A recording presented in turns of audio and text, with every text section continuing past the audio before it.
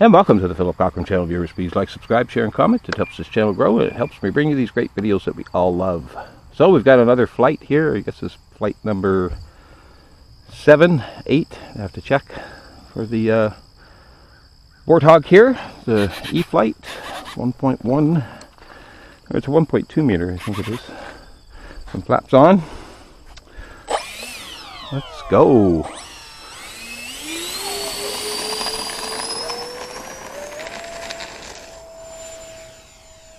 Up in the air, flaps off, gear up.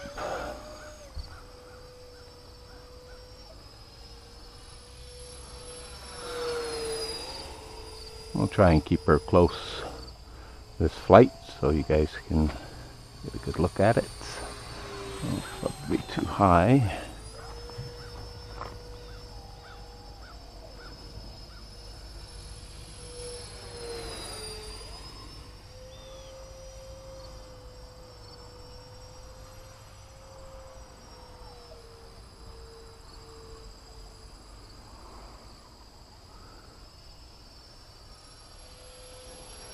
Jet really likes this speed here, you know, at 50-60% throttle. It just purrs right along.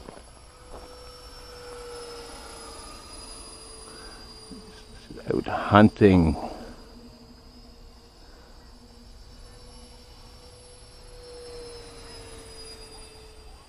Beautiful day today.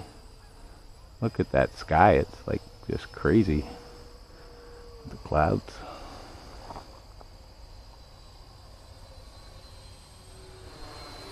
Saturday for me. Never know when the video's going to come out though, so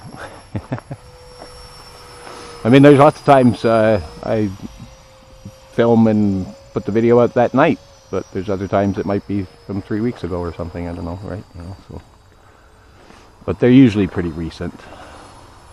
And like I said before in some previous videos, I'm trying to film pretty much every flight that I do. It's only a few gigabytes.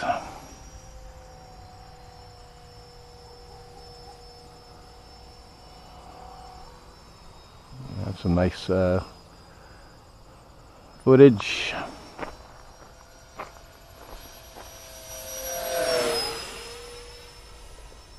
And sometimes too I'll take like the footage from 2 flights and I put it together in one flight, because you know they happened like 20 minutes apart or something like that, right? You know, and because just to make the video shorter, right? You know, because nobody really wants to see the thing going around for 15 minutes, right? So I try to keep the videos under 10 minutes. I think is reasonable expectation of people's time, but you know, it's different. I don't think too many people that are RC pilots on YouTube really care too much about numbers and, you know, subscribers and all that kind of stuff there, right? You know, they're just posting their stuff kind of thing, right? You know, they just want to share it, right? They're happy to share it, so. And that's our timer. And our gear down.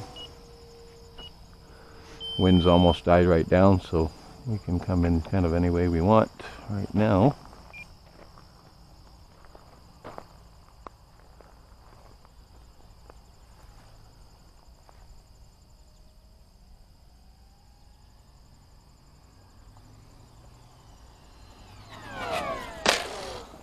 Whoa! Oh man! Oh, that bounce! God damn it! Philly, what'd you do? Took your nose wheel off. Didn't like the sound of that either. Man. Looks like it snapped too. Yeah, it snapped clean off. Oh, there's my little cannon or something there, yeah. Bits of my little cannon. Because my little pod was on magnets, so that's okay.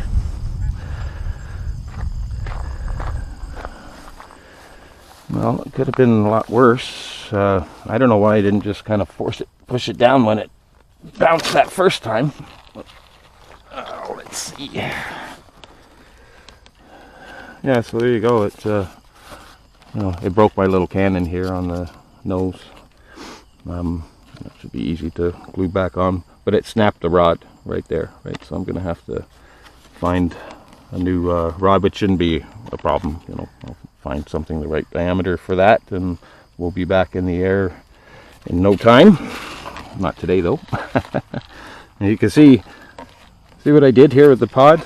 So there's a razor blade glued there, right, to give it the magnetic thing, and then I put two magnets on the pod there, and then it goes on just fine. Alright, so back to the bench, guys. Love and peace from Canada, and we are YouTube.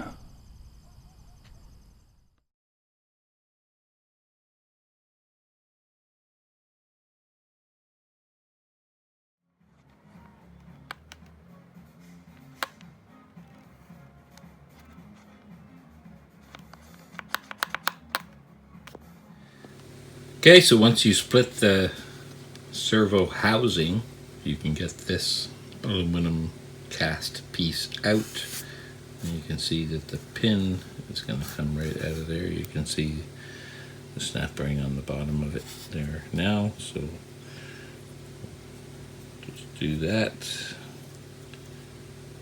There's our pin, so there's a flat spot there, and then the other two on the other end.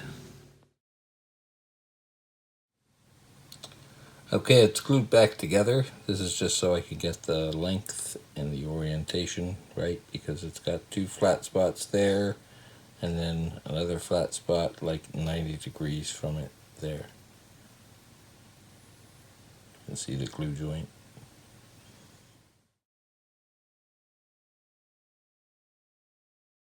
This housing, right, but the new one that I made has a shoulder on it on the end, right, so it can't fall out.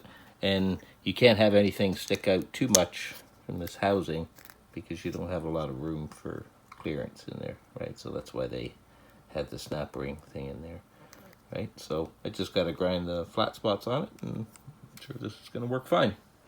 Let's go.